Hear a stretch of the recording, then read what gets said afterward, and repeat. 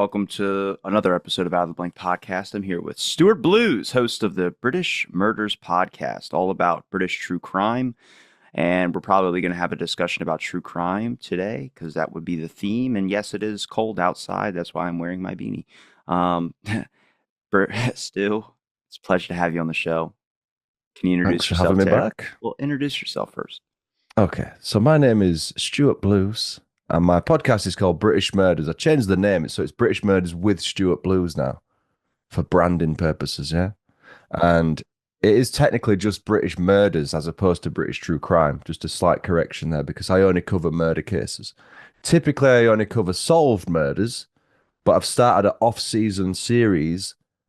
So my seasons are 10 episodes, yeah? After the 10th episode, I do an unsolved case, which annoyingly performs really, really well. Like much better than some of my solved stuff. So I'm like, fuck's sake, that's not what I do. But every now and again, it performs really well. Because the unsolved stuff leaves a mystery, and that's why people want to research the mystery. It's like every time you look into these unsolved cases, how many suspects are there? There's like 100 and 200, and they'll just keep going and increasing. I hate that though. I don't. I like my scratch to be my itch to be scratched, as it were. You know, I like a beginning, middle, and end. I don't like open-ended cliffhangers. Yeah, I'm not a big fan of riddles because when the person tosses me out a riddle and I go and give them my first response and it's not the answer, then I just go, all right, I'm walking away. Like, you don't want to solve the rest of the riddle? I was like, hell no. Nah, don't like riddles. Can't solve them. They're not for me. I don't like things I'm not good at. You know, that's kind of a good rule for me. You mentioned something in your last episode about kind of this fascination with the killer and kind of not giving so much grace to the victims when you did your episodes. But I want to At ask the you because, start, yeah. yeah, because I want to ask you about true crime genre in general. Do you find that more people are just fascinated with killers, or do you find that more people are fascinated with understanding the historical accuracy of the event?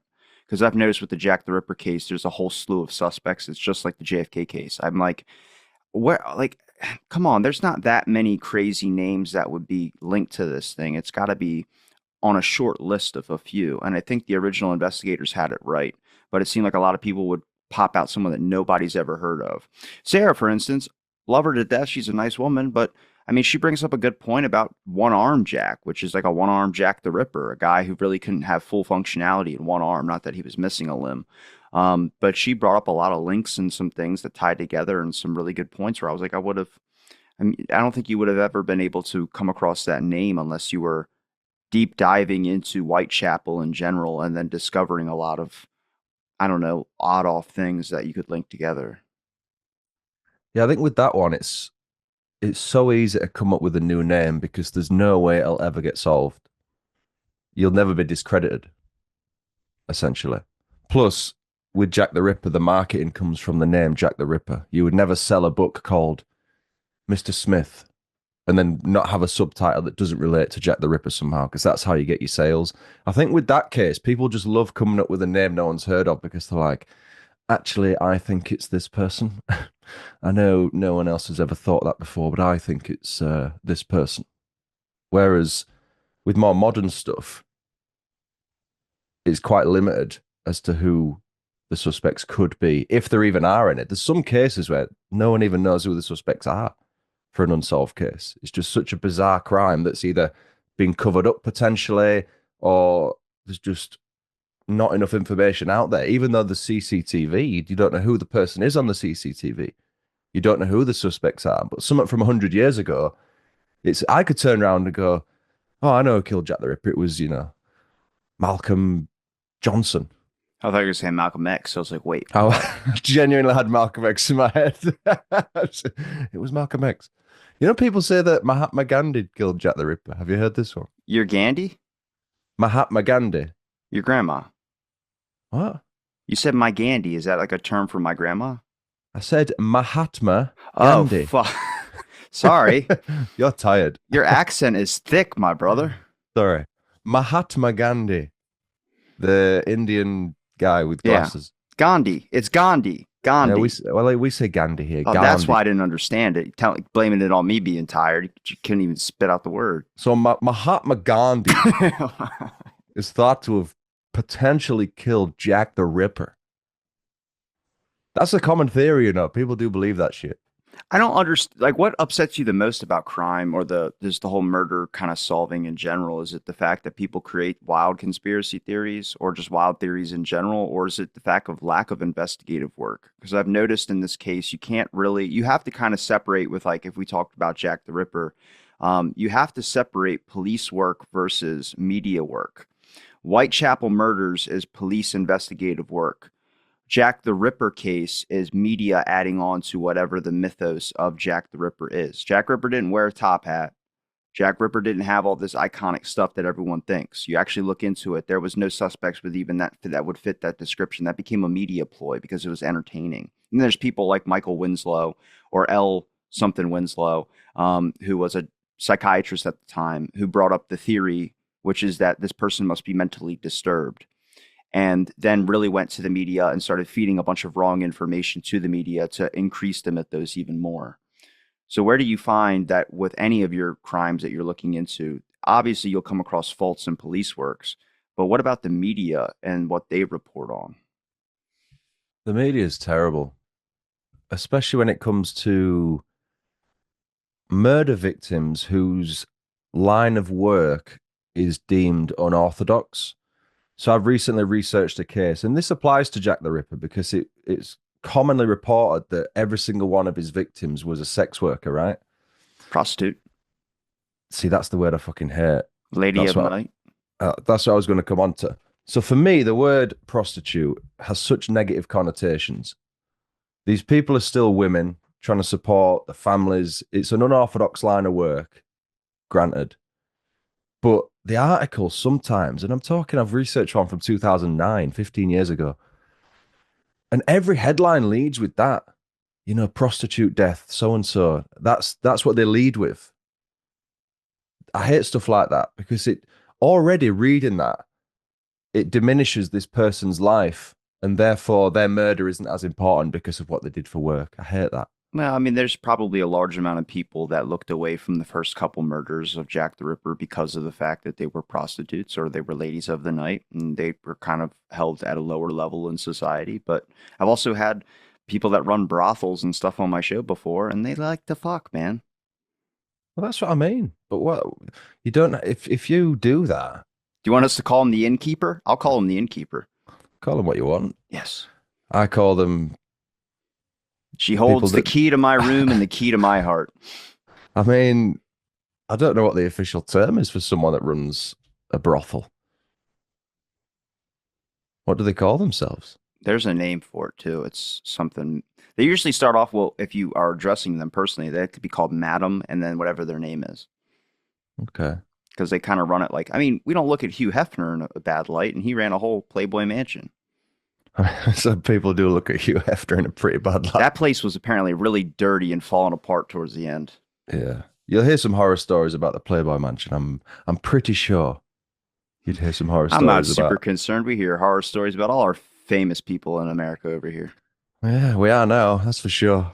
Especially our, Everywhere. all right, go back to the subject of the whole unsolved murder case. So, like, when you look at them police investigative work, do you give them criticism when you look at any police investigation that is done, or do you kind of look at them with leniency because maybe the time period or other factors that come into play, such as obviously you're looking back with 20 whatever glasses, and they don't know these things at the time, because a lot of stuff with Jack the Ripper, it's like, man, people had suspects' names in mind. Certain things weren't done because it was afraid, like certain writing was taken off of a wall that talked about the Jewish people because they're afraid it was going to cause anti-Semitism, which is understandable. But at the same time, you're doing an investigative work. Anything is evidence, so it's very, very hard to kind of eliminate that.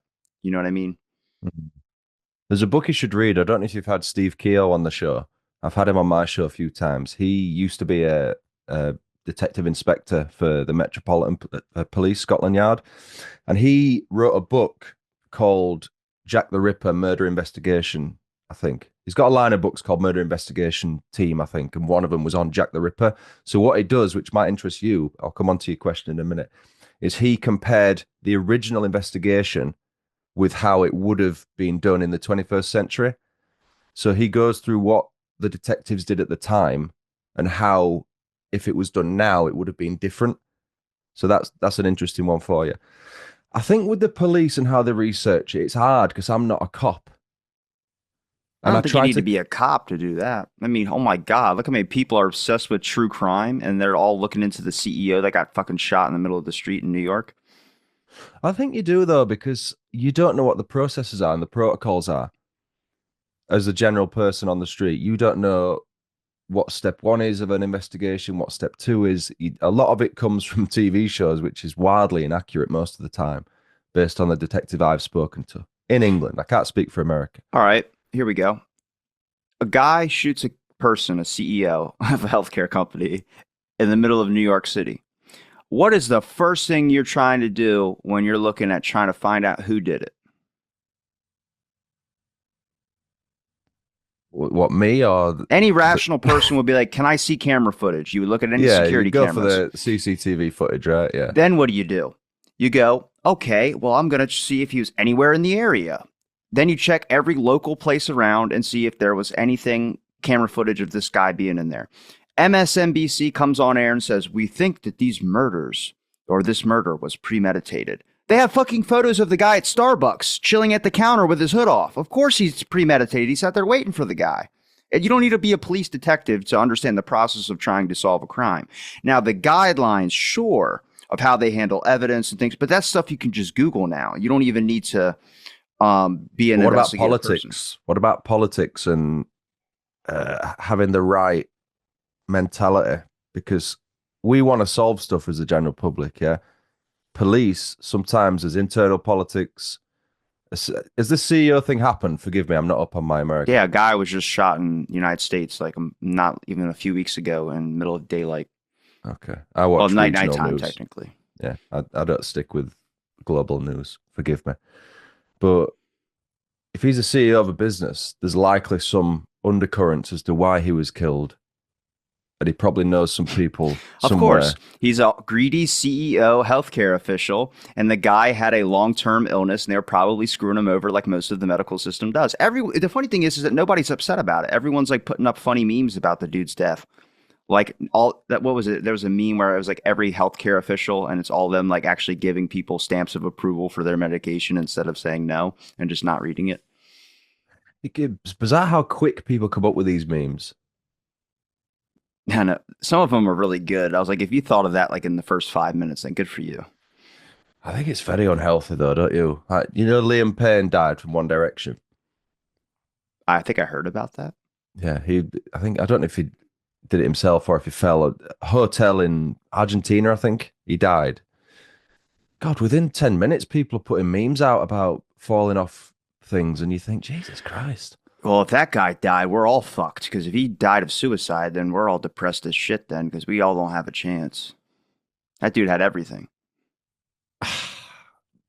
Yeah. But I was talking about Macaulay Culkin actually with my mum recently. And she's saying how much of a state he was as an adult. And I said, yeah, but this guy was a global superstar at what, 10? Said, yeah, but if anything, that'd make it easy for him. I was like, quite the opposite, in my opinion. If you become a global superstar at that age and you have the wrong guidance, it's inevitable that you'll grow up and turn to drugs and stuff to numb being a worldwide star. I'm more surprised nobody mentions his brother. His brother's still alive, is he? Yeah, his brother's famous too. His Yeah, brother was in he was in Scott Home Alone. Pilgrim, and he He was was in Home Alone too, as well. wasn't His he? brother was the gay guy in Scott Pilgrim that was roommates with Scott, I'm not seeing it. and then the brother was also in Signs I with mean, he's not Joaquin had Phoenix. as big a career. I suppose Macaulay Culkin was only famous when he was young, right? He's not been in any films recently. No, well, everyone like they still use the. It's kind of like the kid from What You Talking About, Willis. His whole life, he kind of banked off of that. He was the guy who said, "What you talking about, Willis?" And then now, that's Macaulay Culkin. Everyone remembers him from Home Alone, and then some Michael Jackson stuff. But yeah, he's getting what is it? He's married to the girl from Sweet Life of Zach and Cody, London Tipton, and then they're having a kid right now. I think Oh, doing yeah, I think good. he's doing better now, which is good to see. Yeah, But he did have a bad patch. he But was going through drugs. well, yeah, but that doesn't surprise me. How many? stories have you heard of child stars that either don't make it to the 30s or end up doing mad amount of drugs? Honestly, I'm so surprised that there's not more serial killers than what we have today in history. Well, there probably is. We just don't know about it. Because if there's that spur of insanity where it's like everyone with a mental illness can be looked at as like a serial killer or some type of psycho, it's like, doesn't everybody have some form of mental illness right now? Yeah, but think about it. If you live in, I don't know, rural Alabama or something, there's if you live on a farm in the middle of fucking nowhere, you could quite easily be a serial killer and not get detected. It took the longest time for them to figure out that it was truckers that were just picking up people and then killing them and then dropping their bodies off somewhere. Yeah. If you kill like a homeless person or a transient, what's the odds that someone's gonna, if you do it in a way that doesn't look like murder, you know? Like that guy's, or that lady that I work with, her son killed that guy by chopping off his head. I was a homeless person that he killed. Jesus. We talked about it last time. I know, yeah. I like to forget these things, you know? I don't know. Sometimes they're cool to I keep in like your to head. park these I like to park these It's things just so when I I'm don't. sending out Christmas invitations, I don't want to like invite her. You know what I mean? Just be like, sorry, I'm out of invitations. She's like, you have three in your hand. What can I say? What you inviting people to? Yeah, I like to be a good host. Christmas Day Yeah. at Robbie's house. Eggnog, spiked. Spiked eggnog. I could see that, yeah. Spiked with we won't go into what. I want to go back to the true crime obsession thing. I mean, do you think that true crime and or watching it and when you're looking at it, do you think it's healthy in a term or in a sense that it keeps your brain on alert? Or do you think it's negative all around? I think it does keep your brain on alert, possibly too much. So my daughter's 6 and I won't let her anywhere out my sight on her own. Which I think is, but I think back to when I was that age, and we used to go out and head to the woods and not come back till it was dark. I wouldn't dream of letting my kid do that now. But I think a lot of people are unhealthily obsessed with it.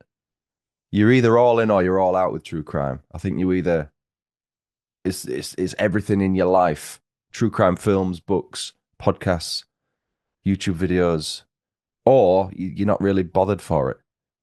There seems to be two extremes. Now, because I do what I do, my personal what's the word? My consumption of true crime outside of doing the podcast is reduced to zero. Do you know the term a busman's holiday? Is that a term you would No, know? it's not No. term over here. So a busman's holiday means you do something in your personal life that you do at work. So if you're, it's hard to explain. It's just a term that we know over here. So if you write for work, if you write articles for work for a newspaper, You're not going to write them at home. you're not going to go home and just spend all your free time writing. That would be like a busman's holiday. Like a busman who drives all the time has to then drive all holiday. Do you know what I mean? That's what it Yeah. means. So it's like that. The enjoyment hasn't gone, but because I consume it so much for doing the pod, the last thing I want to do is listen to other podcasts, watch true crime shows. I get enough of that shit. Would you be surprised at the number of people that listen to those type of true crime shows? No, Because I'd there's be a large surprised. amount. It's like mostly women, which is weird. It's mostly women aged between 40 and 60.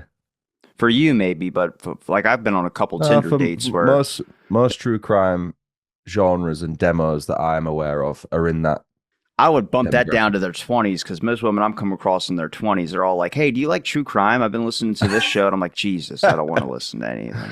I don't want to listen to any That's where you podcast. should go. You should listen to British Murders. Do you know what I mean? Yeah, we'll That's give where you you a need little to promote promotion. your boy. To be 100% honest, I'll toss your name out every now and again, but I'm not listening to anybody else's podcast. I don't even listen to mine, dude. I can't. I'm so burnt out from it. Mm, I'm Busman's yeah, holiday. Let's call it that. yeah, that's good. That's a phrase you can take. Yeah, I don't listen to podcasts anymore, which is a shame because I used to really enjoy it. Music's good too. Yeah, but I think with podcasts, I don't know about you, but if I listen to one, I'm I'm always focusing on the production, or could they have done this better, or can I learn something from that? That becomes like a fucking a research project rather than just listening to the content. So I just don't do it anymore. And I don't listen to my own shit after it's done. And I'll never watch something on a case I've already covered because I know I'll have missed something and I'm not going to go back and change it. Seems like you're missing a golden opportunity. What, to go back and change something? Yeah, if you have, if Yeah, but you, it's in the past, man. It's in the oh past. God. It's like people that go back and record the first few episodes they did because the quality is not as good. So fucking what? That's what it was like at the time. I had a shit mic. I'd never done it before. I want people to go on the journey. Like I listened to an episode recently because I spoke to another podcaster about the case, and I was saying, excuse me, I'm bunged up here. I'll try to say it right. Instead of what's the fucking term? Perverting the course, course, perverting the course of justice. I was saying perverting the court of justice, which is incorrect. Sometimes with my accent, it sounds like I'm saying one or the other, but in this one, I was definitely saying perverting the court, not course. Now, I'm not going to go back and fucking change that, even though it's embarrassing. It was in my fifth season. I'm Yeah, on my 16th. but people make mistakes all the time, and that's not Well, even a that's what I big mean. one. It would be like No, if it's you not. completely like said that like yada yada yada, and you completely changed a whole historical event of something. That would be a big problem. But if you just said like a slip up of a word, Now, people come to you on that. oh, of People, course they do. But anybody that does that is just go fucking find another hobby, dude. Seriously. a wanker. Yeah. A Well, people wanker. like even with any of the cases, I'm getting it now with the Jack the Ripper stuff. It's that people always have their idea like this suspect's been debunked, this suspect's been debunked, and it's like Uh, let's just say people, the do you reason think why people it's called. gatekeep shit? That fucks me off. Of course, all the communities do it of any true crime research. Everyone wants to feel like they're the authority because they weren't rubbed enough on the head when they were a child. The Menendez brothers is really, The really. documentary apparently they made them making love to each other, and they I've they not seen said it. that no, they never did that. The Netflix thing. I don't know, maybe I heard it off of a comedian talking about it, so maybe that's wrong information. But yeah, I did a video once on my TikTok years ago about when I was doing 1 minute summary of cases, and one was the Menendez brothers. So I looked 5 minutes, I got the gist of the story, and I did the stuff. Fucking hell. The amount of women that are obsessed with these two. You need to read every single file and from the court. I'm not going to do that for a It's TikTok because video, they're you good idiot. looking. If they weren't good looking, Yeah, nobody would care. that's literally what it is. It's weird. Like, you could say that they got molested by the parents. I don't know the ins and outs of it. That's the theory. That's why they did it. But fucking hell, man, they killed their parents brutally and then spent all their money quite happily and covered up for it. That's one aspect of it. Now, before anyone comes at Robbie or me, that's as deep as I've gone into it. I'm not going to read court transcripts. I'm not that arsed. So let it go. Why do you think people are more fascinated with a killer if they have some sort of cool or attractive appearance? Well, it's like, why do women love arseholes? I'm speaking generally there. Don't take it literally, dear listener. But there's a common theory that nice guys finish last, right? I'm talking about women because I'm a man and I'm straight. Women sometimes stereotypically like bad boys. That's throughout history, isn't it? Why? Because it's rebellious. It goes against type. It's not orthodox. It's the same with men. You might pick a woman that's not good for you rather than someone who doesn't cause drama. That's boring. The crazy scale, their craziness compared to their hotness. You got to kind of put it on like a graph and track it. If they're like crazy 3, but they're attractive as 7, it's a go. But then if it's like crazy 10, they have to be an attractive level 10 or it's a no go. You can always tell in the eyes. Yeah. I mean, the commonality between a high level crazy and a high level attractiveness is, you know, it's frequent that you find that pair, Like I the think. sex is really good, but then you might get murdered in your sleep. So it's like you have to balance that. I don't know. But yeah, it's how do we come on to this? I can't even. I don't know. I'm trying to get us back to true crime at some point. Let's get back to true crime before some people reach out and hate me. Too late. Yeah. Oh well. When we're talking about unsolved cases, you mentioned that in the beginning. What do you find why do you think that's more popular? Is it just because there's not an answer to it and people feel like they can be a detective? I think so. I think it increases engagement and audience involvement. They probably feel part of the story because they can offer something. If you do a story, this is how it starts. Here's the middle. Here's the end. Close book. Finished. They can kind of go, oh, okay, that's that done. If it's open, you could be like, what do you think? Who was this? And then they'd be, oh my God, I better start researching it. People like that they can look into stuff, potentially thinking they could solve it. That's what I think. I think that's ridiculous as a See, concept, but yeah, I don't like that though, because like if you type up a summary, you notice how all these like clips when someone's doing a trailer was like a mysterious figure in the case, and then they end with something like, and he was never found, or was he? And they leave you on that cliffhanger. I'm like, I get it for suspense reasons, but for me, I'd rather just tell you the historical thing, like, how is this guy a suspect? And here's the criticism against him. That's it. Nothing else. You don't need any more. what I do in my unsolved ones is because in my normal episodes, I don't offer an opinion. It's all objective. So it's facts based on the sources available, right? So with the unsolved ones, I will do a little conclusion at the end, which summarizes the main theories. And then I will give my opinion on which I think is the most likely. So it might be there was one I did recently, this woman, Annie Boyesen, a Swedish woman who mysteriously died in it was in Scotland somewhere. Can't remember where. And her body just washed up on the shore one day, and her jacket was next to her, and her backpack was on the other side. It was Prestwick, I think it was Prestwick in Scotland, somewhere. I can't remember the area. And her behavior was weird. Like she went to the airport, but she was only there for 4 minutes. She said she was going to fly home. She'd booked a hairdresser's appointment for 2 days later. Told her friend she was flying home, but she didn't have enough money in her account to withdraw cash. She got declined twice. She went to the airport, didn't buy a ticket, didn't even inquire about a ticket. Went to a car park that people think, oh, maybe she just went to get some money out, but there's no ATM there and she didn't drive to the airport. So was she meeting someone? And then she walks back out the airport and then just goes on a random walk into the middle of Prestwick, this town that she's never been to before. And then about 10 hours later, her body washes up. Now, people think that she drowned. That was the police's instant reaction. Even while her body was still on the post-mortem table, the autopsy table, they announced that there was no suspicions involving her death. But how can you say that when there's no post-mortem finished? If she died in the sea, whether intentionally or unintentionally, she was a strong swimmer, by the way. What are the odds of her washing up on shore with her jacket an arm's length away and her backpack an arm's length away here? That wouldn't happen, in my opinion. So, the theory number one is that she killed herself. Theory number two is it was an accidental drowning. Or theory number three is that there was third party involvement. Now, there was no seawater in her system, which also indicates she didn't drown. But the police were so adamant that she drowned straight away. It smells a bit of a cover up. So in that one, I offer those three possible scenarios, and I suggest that my theory is that someone was involved, a third party. We just don't know who. Do you think it's lazy police work? Possibly. You know, there's a lot of that where police like didn't bother pursuing something because it'd be extra paperwork or something like that, which kind of sucks. But There's actually an American involvement in that one, which is a conspiracy theory, a big conspiracy theory. So Annie Boyesen, whose middle name was Christina, I think, Christina or Katrina, forgive me.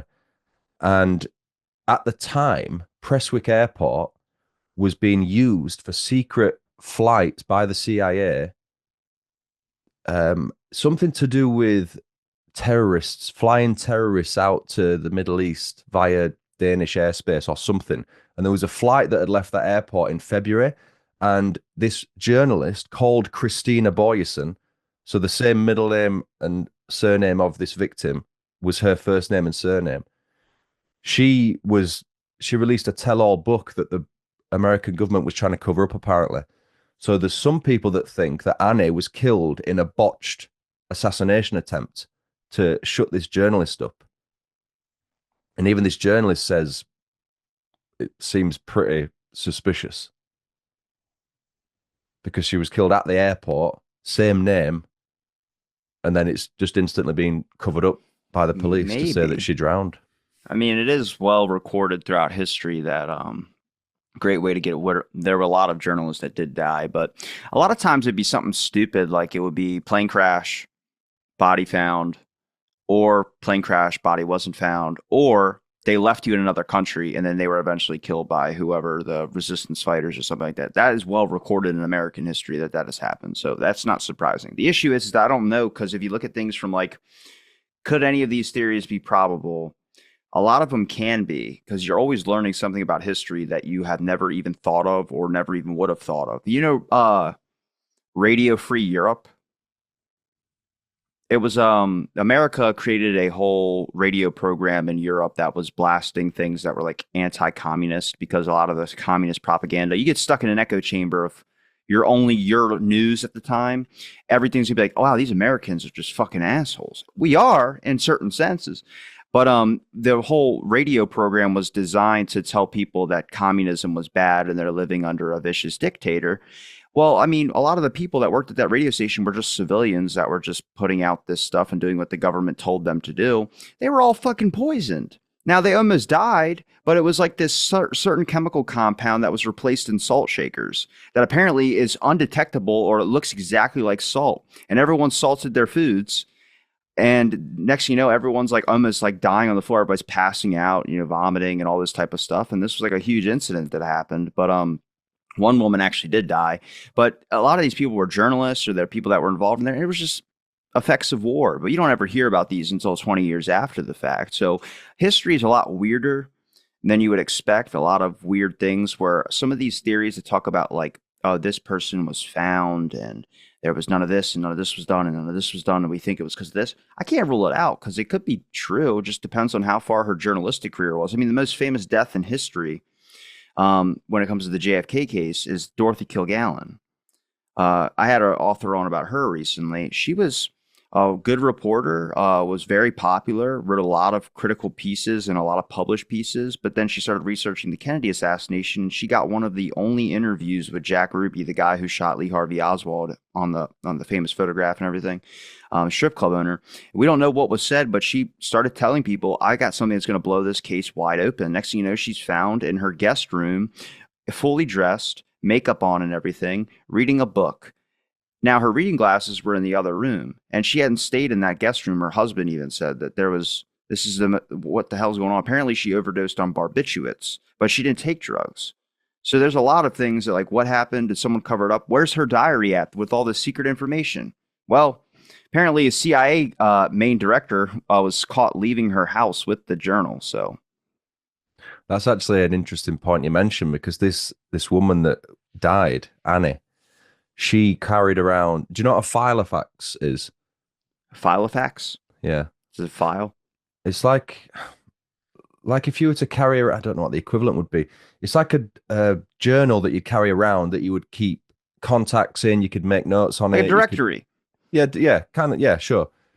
Like in the size of a journal Yeah. thing, someone's number or whatever. So she carried around a Filofax. It's a British brand, so I know you don't get it. That's fine. She carried around that with her religiously because she's from Sweden. She loved Scotland. I think she lived in Edinburgh, the capital. And so if she saw an interesting bird species, she'd write about it. Or if she learned some new slang, she'd write it down. Contacts of people, journal, wherever she was going. That was one of the only things missing from her bag when her body was found, which adds to the conspiracy. I don't like that word Why? because it has negative connotation. Well, I don't like the word prostitute, Robert. All right, then we'll switch them. Okay. Whenever you're talking about a conspiracy, use the word prostitute. And whenever I'm talking about a conspiracy, I use the word. What term do you prefer? Theory. Yeah, theory is a good one It's because just theory. the issue is that conspiracies are real. That's real legal language, conspiring to kill another individual. So, like, they process conspiracies in court all the time. The issue is that when it becomes this fantasy thing, I've dealt with it a lot in the JFK case, and I'm starting to deal with it with more in the Jack Ripper case as well too. But I can notice the bullshit when it starts coming up. There's certain things that, as a person, when you're hearing somebody talk about a story or a fantasy, and every Jack Ripper podcast I've ever listened to before I ever talked about Jack Ripper is dog shit. I'm letting everyone know that right now. If you ever covered a case on Jack Ripper, Stu, I'm sorry, but it's horse shit. I've never I heard haven't covered it. any worse. There's no information given. And it's like, that's the thing. People want to hear the story if they don't know it, and they want to understand this person's perspective. But understanding where this author or whoever researcher draws the line, much like with every true crime person, if you're researching a case, here's your perspective on the case, right? You're going to you might not you specifically, but other people might connect a line that they don't need to connect. There's a lot of things that we just don't have evidence on in certain matters, and people want to connect the line because you think that this person was going to go this way. Examine a guy who kills 5 people, all brutally murdered, mutilated bodies, and organs are taken out. Is it satanic stuff? I mean, that could be a sign of that, but that would be connecting a line. Is it a person with a complete mental disorder? Okay, that's still connecting a line. There's information you don't have, and you're filling that in.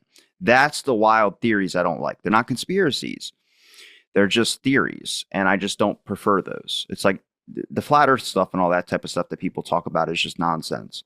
But when you're looking at historical cases and stuff like that, I think the word conspiracy theory has a negative connotation because, I mean, women murder more men in a long-term fashion than men murdering women in domestic disputes. It's just, I don't know, poisonings is the type of way that they do it. It's the same thing with male suicide. Why are males more likely to commit suicide than women?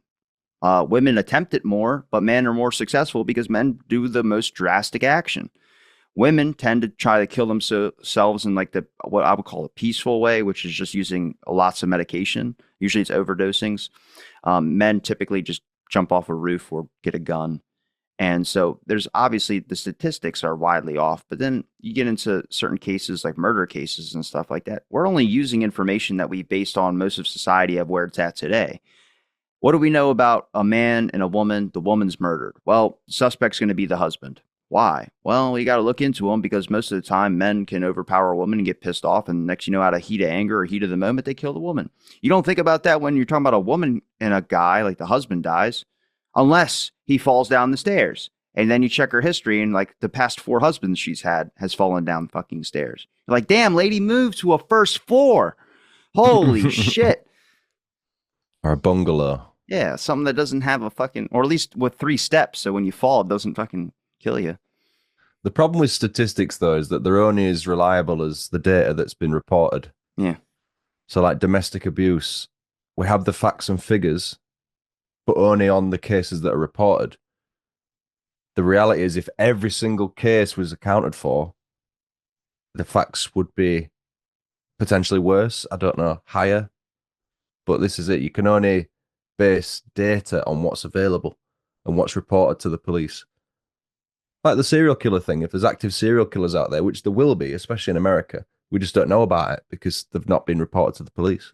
Well, it's like Jeffrey Dahmer, him eating people, like eating pieces of his victims and stuff like that. That was reported on and sensationalized, but it seems like he's one of a million that would do that. There's actually been quite a few people that have eaten other people's body parts after they've either been murdered or dead. And now, I mean, obviously people bring up the point that sometimes it's a religion custom. I was like, yeah, but us saying that we can't say certain things because it could be offensive to a religion or it's a 1 in a million chance that this person did that is a problem because that also needs to be brought up when you're looking at certain things like organs being taken out and stuff like that. That's a very niche category of people that would put you in. But also, it's not really that niche if you look at maybe some certain things weren't reported because the connotation of how it reflects onto where someone lives or reflects on the family or reflects on something that, you know, at the time, media was a little bit different. They reported on things, but in a sense, they could keep a lot of things away from the public on a sense of fear. They weren't as commoditized on the fear aspect of things. Now it seems like everybody's like, fear everywhere, fear everywhere. That's like the profit margin. But back then, everyone's like, well, let's not start a riot. Let's just report on the story and give people some type of like, it's okay because the police are out there doing their job. Didn't the Ripper remove something? He removed kidneys, ovaries, And I mean, someone brings up a point. There was, I think, a From Hell letter where he talked about the elixir of life, and apparently it could be some type of ritualistic thing. Again, not crazy, but if you know stuff about the case, you're kind of like, that's not the theory I believe. But Do you think those letters were written by I the don't person know who did the crimes? that. I'm dubious at that personally. I don't know why you would take the time to write a fucking letter. But didn't the letters only come on the back of like I don't he said signed off Jack the Ripper or whatever. I might be confusing it with another case, but wasn't that name already being floated around? It's not like he called himself that. That is one of the controversies behind it, but it's simple like the Zodiac killer. There's people that came forward saying they were Jack the Ripper. Then, when asked how they killed their victims, they would describe certain things that did not match any of the bodies or murders that actually happened. Jack the Ripper was just one of those. I don't think it was him. It didn't make sense the way the writing of the letter was. And in my viewpoint, where I'm at with Jack the Ripper, I think he might have just been a person with a, I don't know, an insane kind of complex to him, and I don't think he was really concerned about. I don't even know if he was local, to be honest with you. Mm. I know that when I spoke to Steve, what I mentioned earlier, he fully believes that the person responsible was spoken to by the police and that his name was in a file somewhere. But due to bad bookkeeping, it's just been overlooked. Well, Scotland Yard named Aaron Kosminski, which is the DNA blood sample that they found on a Shaw in 2014, which a lot of people say is either debunked or bunked. I don't know. And then See the Polish guy? I mean, there's a lot of the suspects are Polish, man. He was so there's Aaron. There's three people named technically on the McNaughton men. Again, I might be forgive me, I might be mistaking this, but it's the McNaughton memorandum, and the three people were named Michael Ostrog, Aaron Kosminski, and then I think Montague Druitt. Now, you look at some of these suspects, there's like a quack doctor, Francis Tumblety, who honestly, I had a guy on to really narrowed him down. He kind of seems like the type that would be the fit for Jack the Ripper. But then you got the blood evidence on the Shaw on one near one of the murder scenes that links to Aaron Kosminski. Scotland Yard named Aaron Kosminski. But then you got my Tro, who I wanted to do a podcast with you and him together. He thinks it was a coroner because obviously everyone you look at the murders, the way the cuts were done and everything like that, they start thinking that this person had to have anatomical knowledge. Again, I don't know how good or easy was it to get anatomical books back then. Anybody could eventually read and then become some type of rough draft surgeon in a sense to be able just to cut an organ out. But the issue is like cutting out ovaries and stuff like that is like fucking. I know so many people that couldn't even draw me a picture of an ovary. So it's like that is a niche category. Mm. Who did you speak to about Tumblety? I wonder if it's who I spoke to. Is he British? Michael Hawley. No, I had a British guy on. Oh.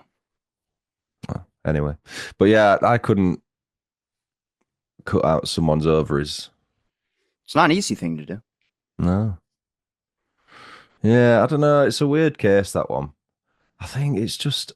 Do you think anyone's ever gonna stop talking about that case? No, I don't think it's ever. That's interesting to me because that one is more popularized than the JFK one, and the JFK one is probably the most interesting, at least in my fascination with it. But like, it's interesting because like the UK is obsessed with the Jack the Ripper crime, but then they have no interest in the JFK assassination. And then America's obsessed with the JFK assassination, but then there's no obsession over the UK thing. So it's interesting when I'm talking to someone from the UK about the whole Jack the Ripper stuff, and then like I'll mention something about the JFK thing, and they kind of just like roll their eyes. I'm like, hang on a second, I don't do that to you. Don't do that to me. Yeah, it's weird. I just think we don't. You hear so much wacky news from America, man. We kind of just think you lot are just crazy over there. Makes us feel better about our news, Seeing some of your news sometimes. Thought you weren't paying attention to our news. Well, sometimes it's filters through the net, which is annoying. But yeah, it's weird because there's so many theories around Jack the Ripper. Yet as soon as you hear JFK, it's as if someone's just mentioned flat Earth. Do you know what I mean? It's what do you think happened? What was the cover up? Well, it's Where hard because over the time period of the Whitechapel murders compared to the 1960s, The government evolved so much. I mean, your UK government has been secret about almost everything.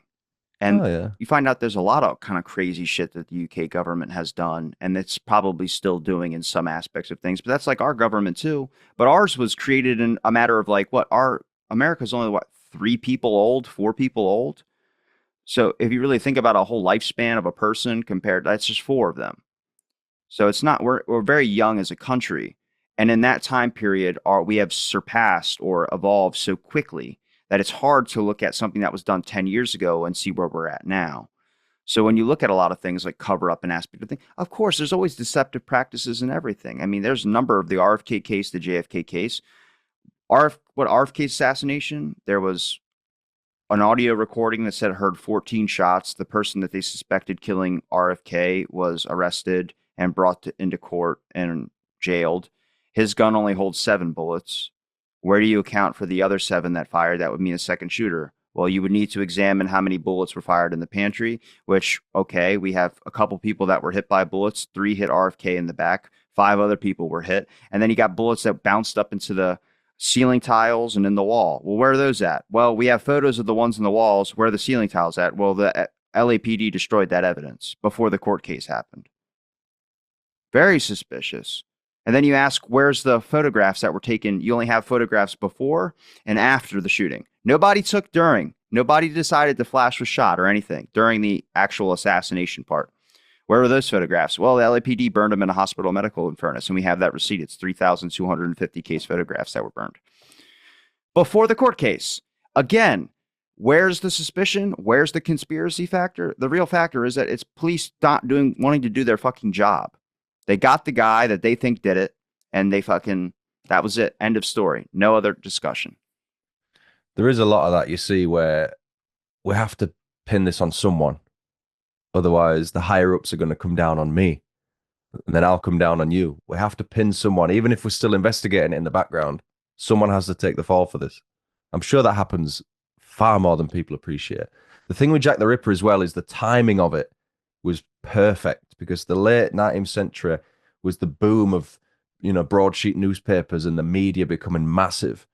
And before then, we didn't really have a well-known serial murderer, especially in one location in London, the capital.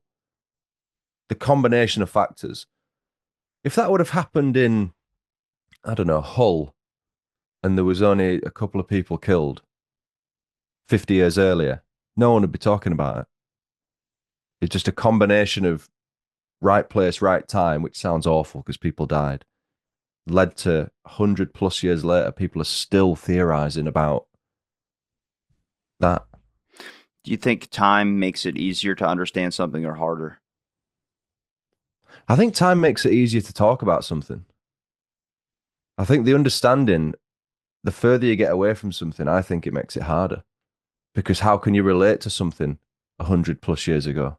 Completely different context, culture, situation, government, living standards, everything. You can't relate to something that happened 100 years ago, which is why the book Steve wrote about the police investigation, how it would have happened now versus back then, is interesting because even though it's all fantasy and never could have happened because of limitations of technology, and I think all they had to go on back then was what, fingerprints maybe? Well, even some of that stuff now, blood splatter analysis and neutron activation analysis has been completely debunked and is not admissible in court. Well, the thing is about court as well is that if you go in and say not guilty, all the evidence can be pinned on you. It doesn't matter. It's still down to 12 people. They could still go, nah, it's not enough. You have to do it beyond reasonable doubt. If there's blood spatter on the ceiling, or that's likely from contact with a body part that was already wet, so it's splashed back up and all this, you could just say, nah, I didn't do it. Yeah, but courts all, especially over here in the States, is games. I'll never forget my grandpa told me a story about he got called for jury duty and it took him 3 weeks to do this whole thing every day. He had to go down to this, had to call in the number, see if he was on duty or they were going to do something. He had to go there and sit in a room for like 8 hours or 9 hours, get paid such shit money. And he remembered it was my grandpa lives in a largely black populated community in Baltimore. It's largely black community.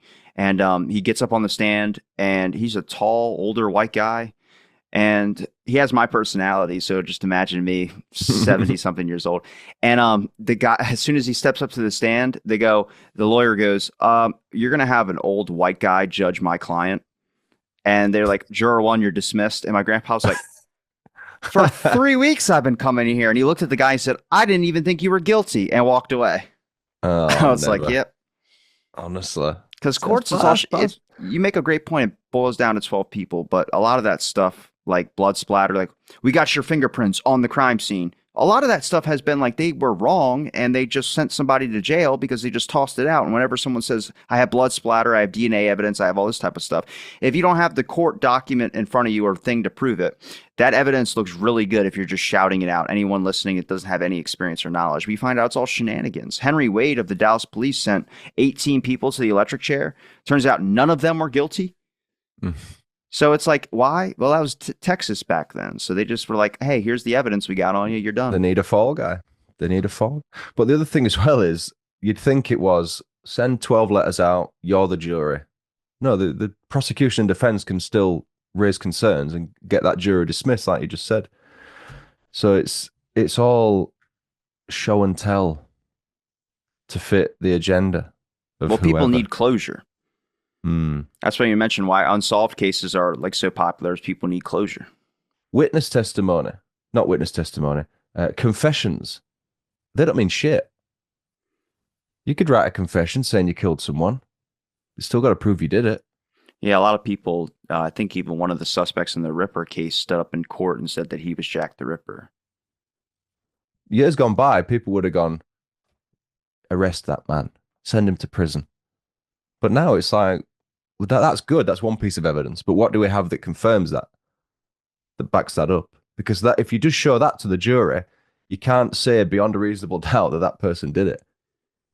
Well, you can't say that people love horror or all this. I think people just like the aspect of being afraid. Really? Does that make sense? Do you think it's because it's so? There's no way. I understand scary movies are popular, but they're only popular because a lot of people envision themselves in those scenarios. A lot of women do. I mean, women have fantasies about being like attacked and like held down and stuff like that. That's real. There is a study on that. You can look that up. I've had someone on the show talk about it before. They're called rape fantasies, but I'm not going to get into the whole thing about that. It's not that they want to be, it's that there's just this thing that happens and they think about it, fantasize about it, sometimes about a strong man or someone, but it's usually someone that they're attracted to. It's never somebody that they're not attracted to. But there is a fear aspect of things. People like to be scared. People really, and it's so weird because we always talk about, I just want to be happy. I just want this. It's like, you really don't. You want to be fucking held down by Mr. Clean, you sick fuck. Like, there's a lot of like really weird things that people are just, and I can't Makes you explain feel it. alive, though, doesn't it? You know, that's why people jump out of fucking airplanes. It's dude, I'm like I said, behind on I my don't when we're get that recording this, shit. we got what, 5 days till Christmas when we're recording this. I get so many people telling me, oh, you saved your Christmas shopping for the last minute. You must love the adrenaline rush. I was like, no, I fucking don't. I was so lazy. I didn't go to the store. Now I'm rushing to do it. And I don't like it at all because I'm sitting in lines for an hour and a half getting 2 candles or something. I'm like, this is I just want to give somebody can I give you cash or card? Give you my debit card, order something online. Get someone a voucher. Yeah. I'd But be a lot happy of with that. people talk that it's the adrenaline rush. I'm like, I don't know what you do to feel alive, but that seems like the farthest thing from my mind is thinking about waiting in a Home Goods for 4 hours to get a scented candle that smells like fucking strawberry sherbet. It doesn't make sense. I don't get it, the whole adrenaline junkie thing. You know, first you jump out of a plane that's 500 feet in the air, then you jump out of one that's 10,000 feet in the air. What are you going to do? Just keep going higher and higher until you jump from the fucking moon. Well, I would have thought that true crime would have created a dark personality in our minds as a society that would have caused more killings to happen. And from the people I've talked to who've done studies and research on it, they're like, it's actually the opposite. It's kind of quenched what a lot of people, that kind of, I wouldn't say need, but growing kind of hole in somebody's stomach. A lot of people find that listening to true crime podcasts tends to actually keep them more relaxed than it does if they were angry or upset, which is just wild. A lot of people fall asleep listening to podcasts, which I've been informed, which I think is really strange. I think that's weird. Ah, people that fall asleep listening to talk radio. I know, but you listen to something about a brutal murder, you know? How's that relaxing? It's a lot of, I think it's yeah. having the effect on people where it's making people less social because if you just watch stuff where every time someone goes out, they get killed, you might think, you know what, I'll stay in tonight. Or That's if you meet someone on Tinder or whatever, and you know it's trendy now to say, "Oh, I've got the ick," or red flags, or all this bollocks. Oh, he did this, and I've seen too much true crime to know what's happening next. And you're like, could just be a normal person. so we say that, and then like what was it? 3 days ago when we're recording this, a person was just hit and run in my town. And the incident was that a guy was driving by and this pedestrian decided to flick off the driver and shout something out the window, and the car just popped a UE, came back and fucking ran him over. So, You can't do anything these days. You don't know who you're going to piss off. well, I mean, I guess that's some severe road rage, but it's hard to say that people are more aware or more this because we always slip back into just our impulsive tendencies where we get angry or we get mad or something like that happens. Like, I've learned to understand more, I think, about like murder stuff where I'm kind of like examining it and I'm like, what was the, like the Mendez brothers? I don't know the full story about that, but if they're being molested, I mean, I don't know how brutal the murders were, but I'm just saying from what I've heard, like I'm sure they were pretty bad. But do you blame somebody? I don't know how many. Well, this is the thing. It's not the fact that they killed the parents. If that's the situation, I get it. It's what they did after that. And it's how, what's the word? Premeditated it all was. It's not like they reacted emotionally one day in the middle of a abuse attempt and did that. I'm pretty sure they walked up behind them when they were watching TV and shot them in the head with a shotgun at point blank range. Pretty brutal for a first murder, right? But then after that, again, my knowledge of it is lacking at the moment. I'm pretty sure they just went out and spent all the parents' money and acted as if nothing had happened. Good. Fuck them. Yeah, but I don't think that's normal behavior in that situation. What are you going to do? Hey, I shot my parents. By the way, they were molesting me. What the fuck are you talking about? They shot their parents, then they fled, and they spent the money. You sound like one of these people obsessed with the Menendez brothers. No, I don't. I don't know who they are. I don't even know what they look like. They might be attractive. I don't know. Are they attractive? If they are, no sentence. If they're ugly as fuck, life. That's how it works. That is basically how it works, man. Look at the number of cases of male teachers and female students versus female teachers and male students at like a young age, like child stuff. Look at them. Just line them up. If the girl's hot, bam, slap on the wrist, walks away. But if she's like a lunch lady type, bam, 25 to life. It's like that South Park episode, isn't it? It's like nice. Nice. Get a high five from the dad and you're on your way. Honestly, so bad. You get a lot of that here, by the way. A lot of women teachers getting arrested for shagging Are you pupils. serious? No. Yeah, sorry. Yes, I am. But I'm talking college, you know, where people are nearly 18. Fuck. All right, I'm booking my plane ticket. I'm gonna enroll. You're too old. What? I'm not too old. You're after these teachers. I still have the young appeal. You're nearly 30 now, right? About to be 27. Nearly 30. Yeah, but I don't look 27. I look like a stunning young stallion. Okay. If I shave the facial hair off, it's real. Like I look like I'm 13. Yeah, I could see that. Come over, man. See what happens. I will. Yeah, you have to take me around to all these college campuses. We'll do a bang tour where I just go around enrolling into classes I know I won't pass, and I'm sitting there. You know what? You love it when the teacher used to go up behind you, look at your paper, and then go, "Hey, class, make sure we're reading the questions carefully." And I'm like, "Motherfucker, I definitely didn't answer these right." While breathing coffee breath down your nose. I know it was rough. God, what was I gonna say? I was gonna say something. I lost it. It'll come back. Yeah. Seem to have cut my finger. On your mic? No, a little bit of the tempered glass from my phone came off and I started playing with it. And Cut my finger, so that's good. Good. Blood on a podcast. Started Sight the of ritual. blood. Can you put that on YouTube? I don't know. That's what it is. You can watch a video online of a guy shooting a guy in the middle of daylight in the head at an airport, and you get flagged for some stupid shit. I put a comment on a TikTok video that I made. Someone added a comment, and I replied saying, "Oh, it's so stupid, isn't it?"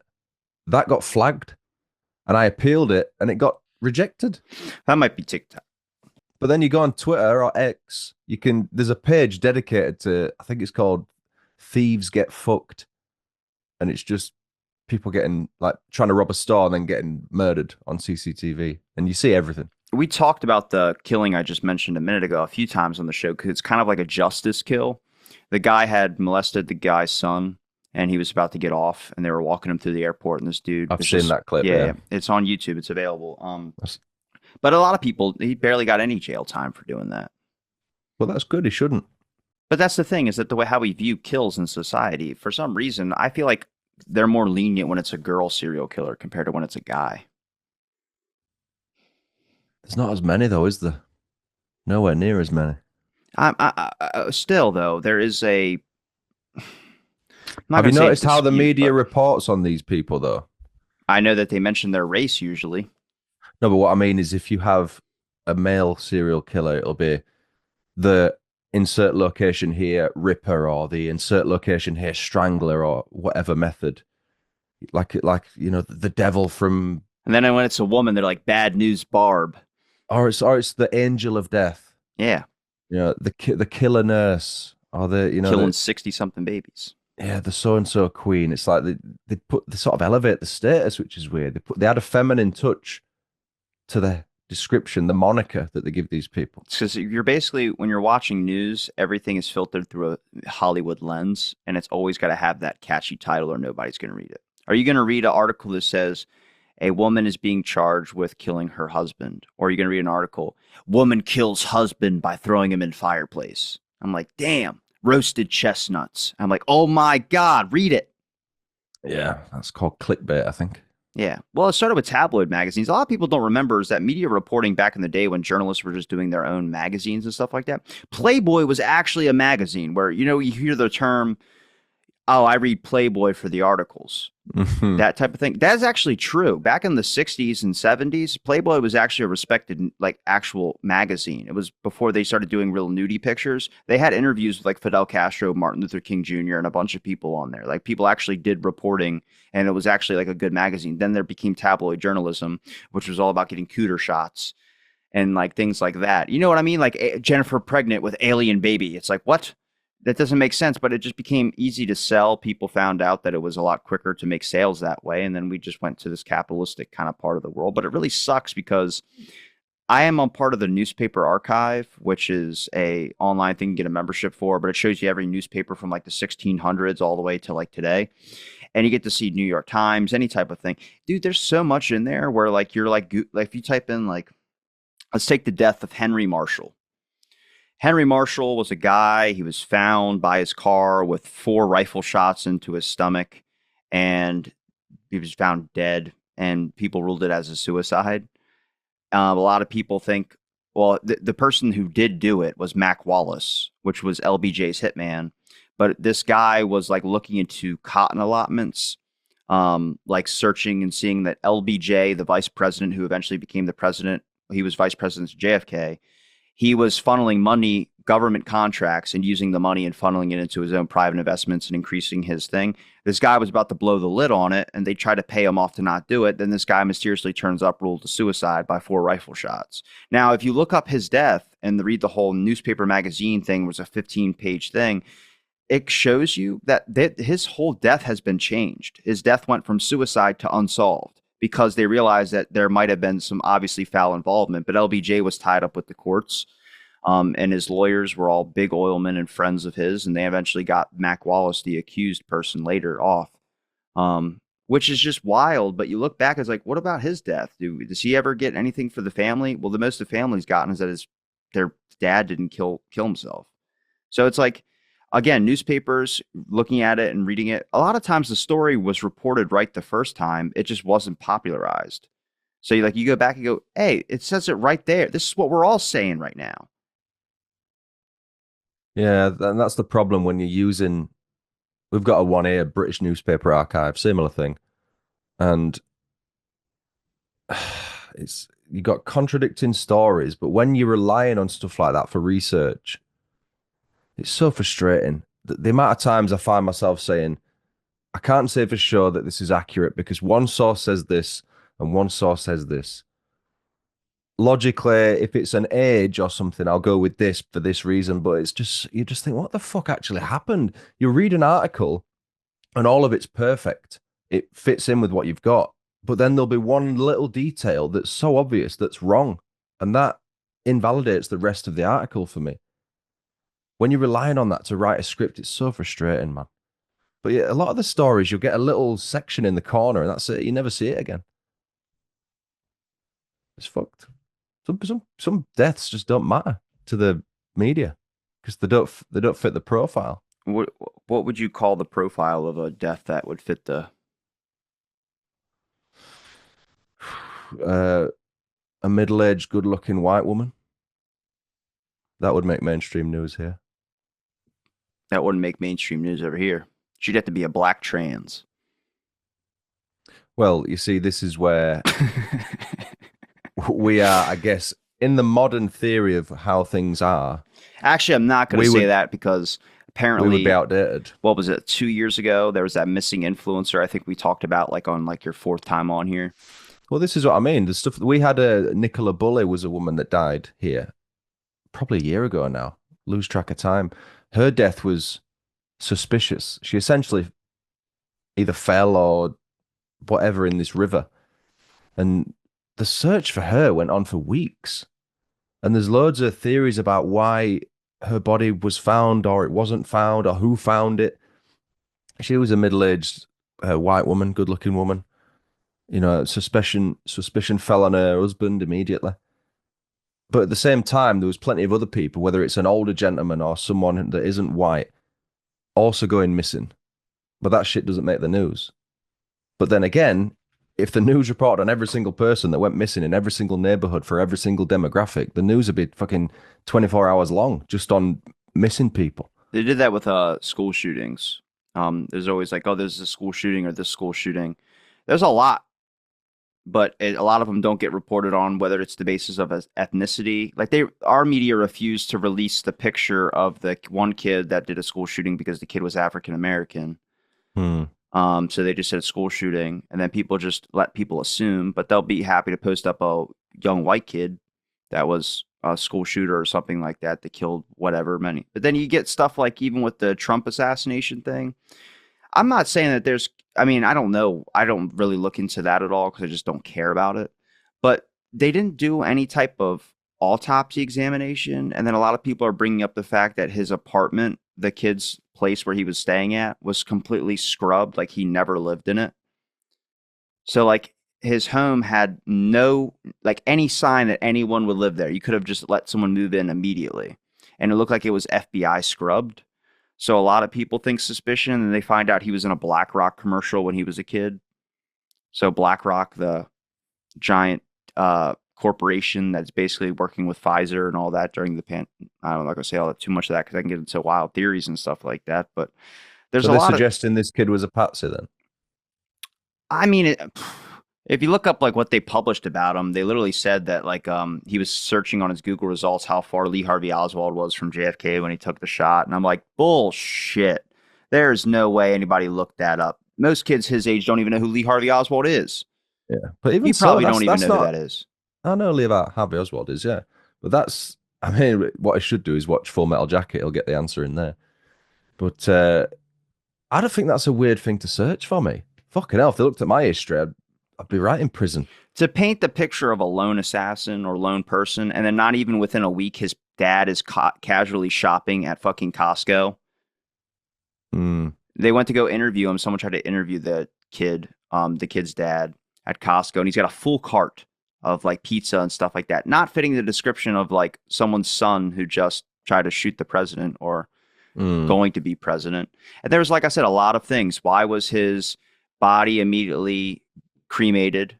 There was no autopsy things done when it came to finding out which barbiturates he was on, if he was on any antidepressants or anything of that sort to understand some type of mental disturbance with the kid.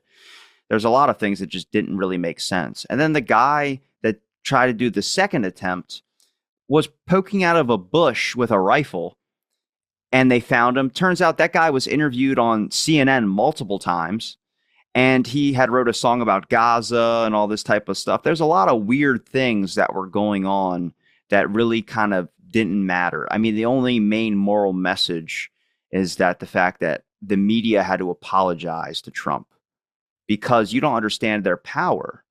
You call someone the devil and paint them as the unholy saint or the fucking rise of Lucifer, then people are going to try and get this guy out of there. They're going to get it in their heads. So hopefully the media learned a lesson, which I know they didn't. But there's a lot of things where I think media overall throughout history, if you examine it, whether it's podcasts, whether it's whatever, I don't know if it's good because it does do reporting, but not in the sense that you can't give anybody what they need to know in a short amount of time. You have to actually sit and listen. You have to understand what's wrong, what's right. And then you have to understand that with time, corrections are going to come. But that's not how the world works, man. A lot of people still now are running off of information that we started at the beginning of the pandemic, not where we're at now, where, you see people walking around with masks all the time. I still see that. You're like, what the I fuck's see that going as on? well. Like, did you just not bother turning on the TV again? But it's because that first message was so ingrained to their heads. First reporting on every single murder case, every single thing is probably some of the worst things to look at because so much new information comes out later. It's mainly older people that wear masks, right? Ah, no, I've seen younger people do it. Have you? Yeah, I work at a gym, so I come across all that. Yeah, maybe that's a fashion statement. I hope not. At least get a customizable one that actually looks cool, not just one of those blue surgical things. Oh, I hate that. Then people that would walk around with their face on the front, they'd be like, "Oh, can you Not put your even mask that. on?" What? I've got a mask Just on. wear Oh. something where you draw like a why so serious smile on the front. Just wear a Bane mask. That'd be really cool. I would wear I'd, that. I'd be down for that. Yeah, I'd I'd wear wear a one of them. snorkel outfit. Imagine that mandated Bane masks all around.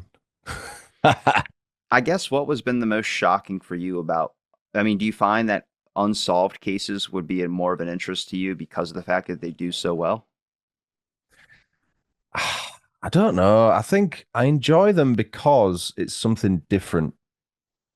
And when you're doing the same thing over and over again, it's hard to keep motivation.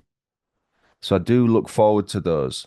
I was just taken aback when I looked. I just looked at my top 10 performing episodes, and five of them were either unsolved or collaboration episodes with people.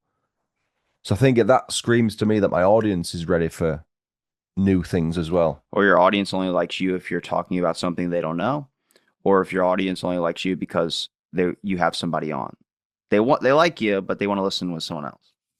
I just think people like change sometimes. I'm not saying I would just change the whole show to be unsolved because that's not what it's built on. But every now and again, it just breaks the monotony, which We sounds should awful because I we talk should do a about people getting podcast killed. together. I thought about starting another one, just doing a different one. About what? That's the thing. I don't know. Sometimes I get into like really good conversations, like my buddy Jason's on, and we just talk about a whole mess of things where people like you should just analyze the news every week. And then one time I wanted to rant when I had sunglasses on and just talk about things, but I ended up saying some wild stuff that wasn't true. I said I got invited to RFK Jr.'s Thanksgiving, and I said no to it because I didn't feel like waiting for 3 hours for him to finish grace because he has a problem with his talking. But I love RFK Jr. He's a good guy. Don't know who that is. RFK Jr. He's now going to be the head of director of health down here in the United States, but he's the son of Robert Kennedy, and then he's the nephew of JFK. Yeah, I don't know He's who he taking is. fluoride out of the water. That's going to be wild. Well, that's good. Does he put it back in the toothpaste or? No, he's doing a lot of things. He's going to fast food industries and things of that sort. He's going after them. He's one of those big proponents that a lot of these things have been making people sick, and he's got a lot of views on certain things, vaccines in particular, which I don't 100% agree with, but he's definitely, when it comes to the health industry, he's very focused on environmental issues, oils and stuff like that, leaking into water systems and stuff like that. So it should be an interesting change. I think prices are going to go up on a lot of stuff, but I'm also fearful for him because there's a lot of people. I just picture a 400-pound person taking a shot at him because they can't get their fucking double cheeseburger. Yeah, I can see that. It's just such a strange thing that not agreeing with someone just puts you at risk of being shot. You know, I'm not going to get into guns now. There's no point, but I just think it's such a weird concept that if you don't agree with someone's opinion on TV, you could just walk to a store, buy a gun, and shoot them It's not potentially. that simple to buy a gun. It takes at least a couple months before you can get even a verified process of getting a gun. There's no gun you can't get without a huge background check, and at least I think it's a what is it, the minimum would be a week. I'm sure there is a way of doing it. I mean, you go to the black market, but that's the same thing. You can get a gun over there in the UK if you find someone who's selling it. A lot harder, I imagine. I'm sure, but at the same time, if someone's going to kill somebody, they're going to kill somebody. Yeah. I'm more obsessed with the fact of when it's a famous person who does something and then it gets covered up because of their popularity. See, I don't like famous people that say things and then come back and apologize for it because someone's taken offense. What I do you hate mean? that. Well, some people, there's a guy here called Lee Francis who released a TV show called Bo Selector. And it was basically a spoof show. He dressed up as celebrities in wacky outfits and stuff. And it was released in probably 2003, if not earlier. So at the time, what was acceptable then is way different now, yeah? So then, for the sake of his career, a few years ago, he publicly apologized for that show, saying he would have done it different and changed everything about it and stuff. But that's such a cult show here that's loved by millions. For him to then say, "Oh yeah, I regret that." Why? For the sake of being accepted and not being cancelled and all this shit. I I get hate that. that. Don't go Yeah. back and apologize for some work you've done. People that drag up tweets. I think was it Kevin Hart who had something Yeah, yeah. dragged up I from was gonna 15 years ago? Like, I was fucking gonna hell, say give that the he guy made a a break. joke. He make a joke about the Oscars, but then Jimmy Fallon did the same thing, but they caught Jimmy Fallon in like blackface on a bunch of skits and stuff like that. But all those guys who are like completely like Batista just made a video about Donald Trump. It's actually pretty funny, but you're watching it and you're like, who are you doing this for? Hmm. Like you listen to him say, you're like, you're getting paid a lot of money by someone to do this because Well, they do that. Especially the team opposite Trump. I've heard they'll draft celebrities in and basically say if you don't endorse whoever, your career in Hollywood's fucked. well, they paid Beyonce like $1.3 million for 2 minutes of a speech about Harris, Hmm. and all the Hollywood people endorsed Harris, and then Yeah, it because was they don't want their careers to be gone down the pan. yeah, and it Well, was they'll it never be in a movie ever again if they yeah don't do it. Josh Brolin who plays Yeah, I know Josh. Yeah. Thanos. He starts off his Joe Rogan interview in like the first 10 minutes talking about Disney having this horrible sex pedophile background.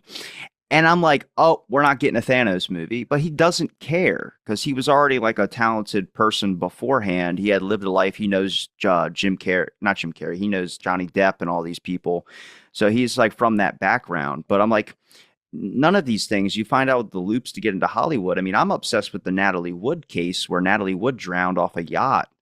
And a lot of people think it's Robert Wagner who killed Natalie Wood.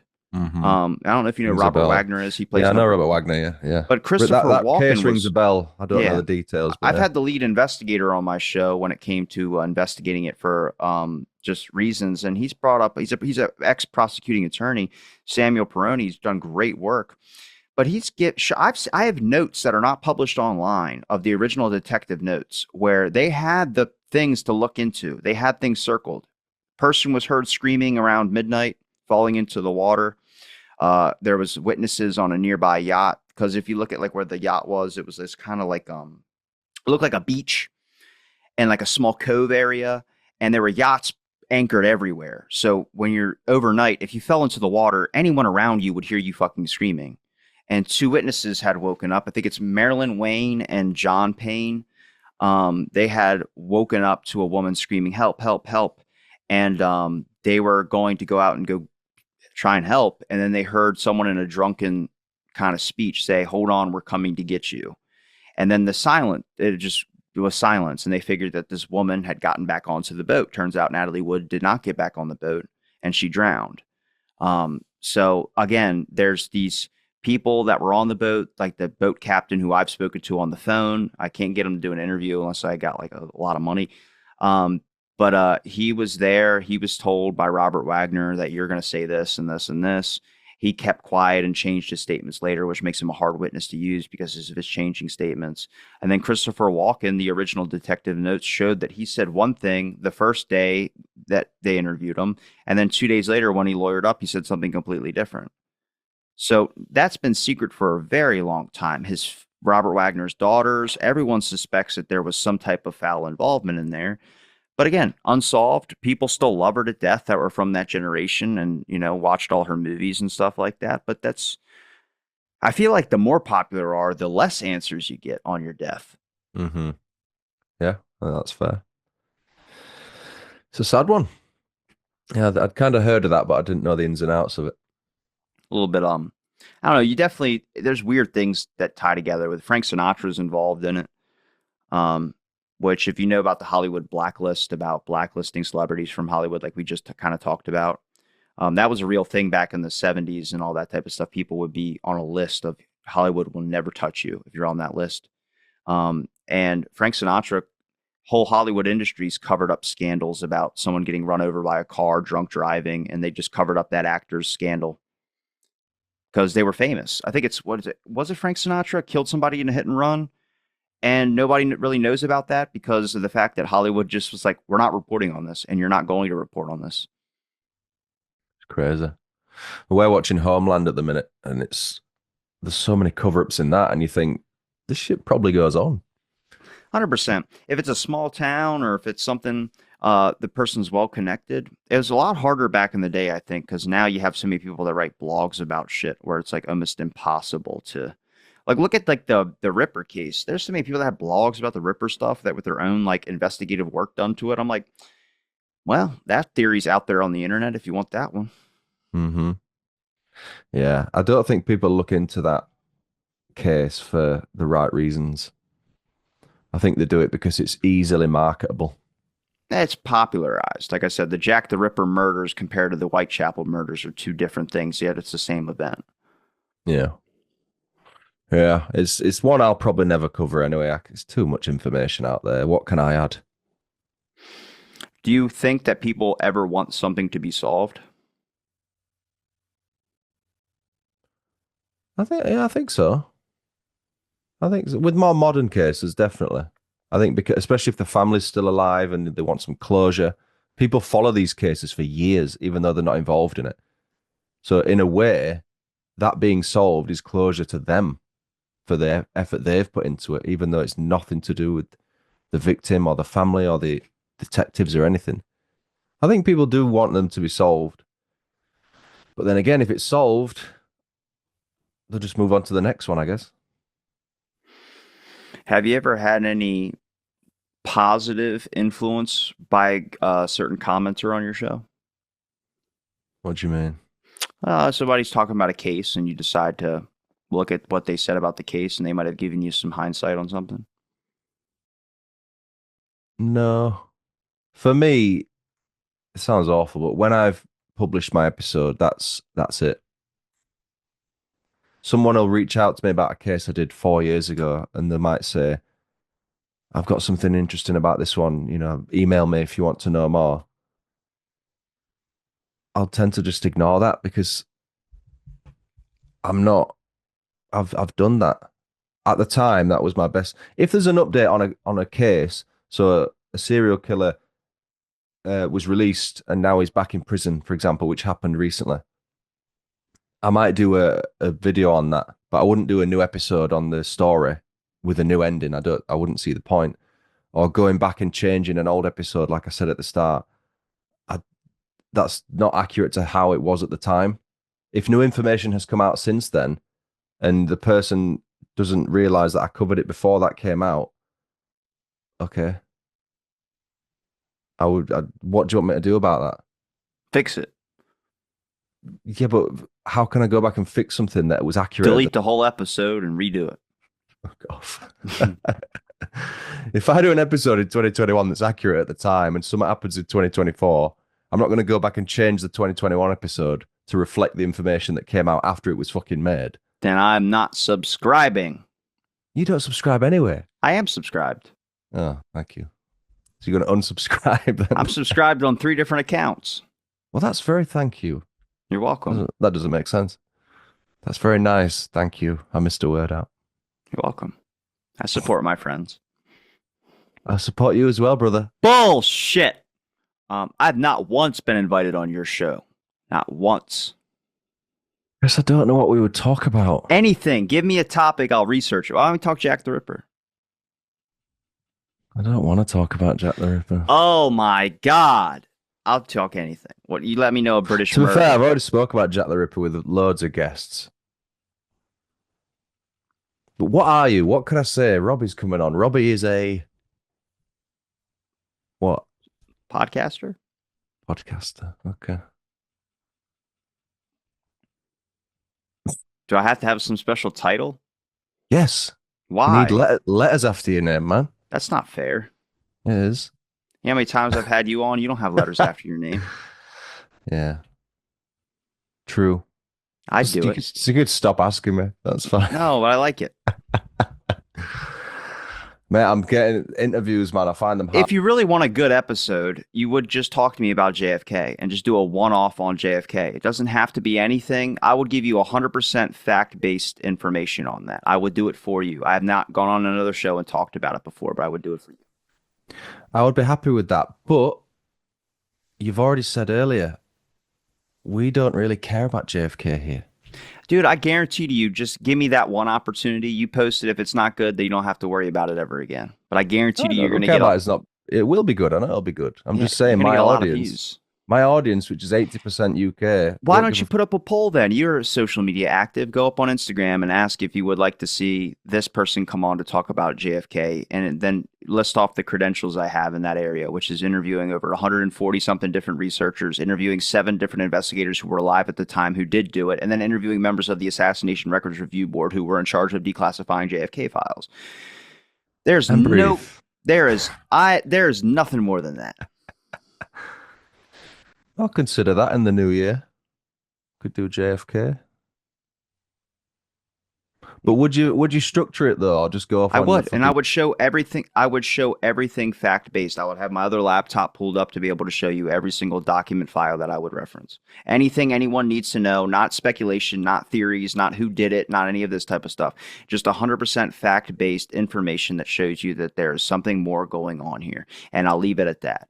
Nothing more than here's what's going to happen. This person did it, any of that type of stuff. And I could even debunk the theories if you want to do some of the theories, the Oilman perspective, this stuff like that. They're all rational. They're all really rational when you examine the bigger context of what was going on at the time.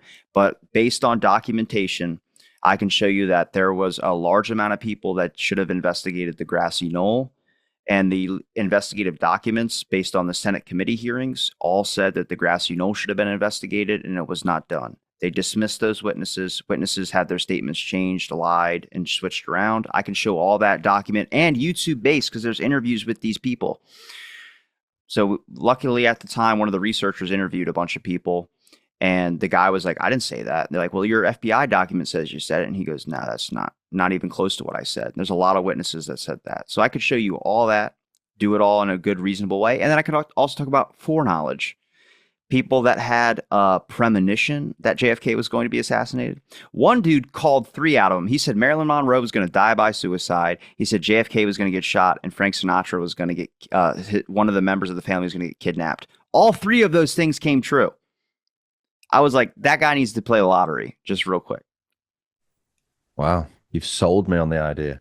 So, did you ever see that guy? I think it was in America, Tangent, where he won the lottery on a ticket, and then the camera crew filmed him going to buy a lottery ticket for the B-roll for the news, and he bought another winning lottery ticket and that's scratched fucking it wild, live on camera. That is mad, honestly. I think it was in America. That was crazy. What a lucky duck. And I was like, I'm not even kidding. I've won again. I'm over here hoping that my gas tank, when it's on E, gives me a couple extra miles to get to the store. Yeah. You call it gas, even though it's a liquid, but yeah, that's fine. I'm not going to waste too much of your time here, but I do appreciate the time you gave me to talk on my show, Stuart. You know, I always enjoy it. Please think about me coming on the show. We will. We'll do it. I promise we'll do it. I hope so. We will. That it would be interesting. And it'd be something different. I'm down for that because I'd like to pick your brain about it from a layman who knows nothing about it. And So I would just you would teach literally you. have to start with who JFK was, how he got into power, why anyone would want him dead, how the day unfolded, the investigate. You'd have to do it all because me and my audience wouldn't have a clue about it. See, I would just try and want to focus more on the Lee Harvey Oswald did it aspect, evidence, and a lot of people don't even know a cop was killed that day too. So Lee Harvey Oswald was being arrested for killing a cop, not for killing JFK. A lot of people don't know that. There was no evidence on him killing JFK. That all came after the fact. The cops were only at the Texas theater to arrest him for a killing of another officer. None of the cops cared that much about JFK dying. So they were really just focused on that. And that's when he's in, like, a lot. If you look up his interview transcripts, he was interrogated 4 times. They're talking about Mexico City. What were you doing in Mexico City? Shit the FBI had on him. And again, what did they originally say? They had no files on Lee Harvey Oswald before the assassination. Yeah, they did. They had a lot of files on the guy, and they lied about that for national security purposes, which I don't know what that means. But there's a lot of things I could give you as just a person who has no information on it to say that these are a lot of red flags. As a normal person, we gotta like not roll our eyes at that and just go into it. But we'll save that for. I'll let you pick the day and time. Is there a place where people can find your links?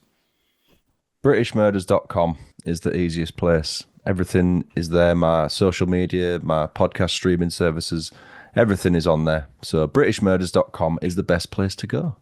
I'll make sure I link that all in the description. It's been a pleasure chatting. And if you haven't listened to Stuart's past episodes, we kind of talked similar to what we usually do. But I'd give him a check out on either his show or all his episodes on mine.